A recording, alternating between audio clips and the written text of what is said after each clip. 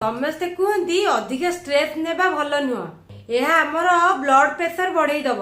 चलते जानिबा stress blood pressure को केमिति अफेक्ट करे। स्ट्रेस है आम शरीर फाइट आउ फ्लाइट मोड ऑन हो जाए सेतेबेले ब्रेन रु आडेलिन एवं कॉर्टिसोल हार्मोन बाहरे हार्ट अधिक जोर रे और द्रुत भाव में धड़कीबा आरंभ करे।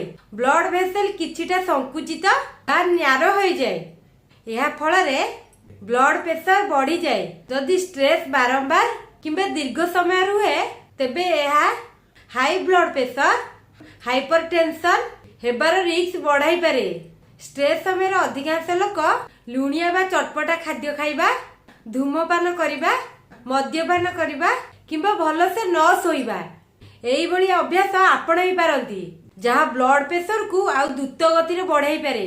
स्ट्रेस कमेइबा पई प्रतिदिन 20 रु 30 मिनिट वॉकिंग करंतु डीप ब्रीथिंग किंबा मेडिटेशन प्रैक्टिस करंतु 7 रु 8 घंटा भल निद नियंतु संतुलित खाद्य खांतु अत्यधिक कैफेन और स्मोकिंग रु दूरे रहंतु।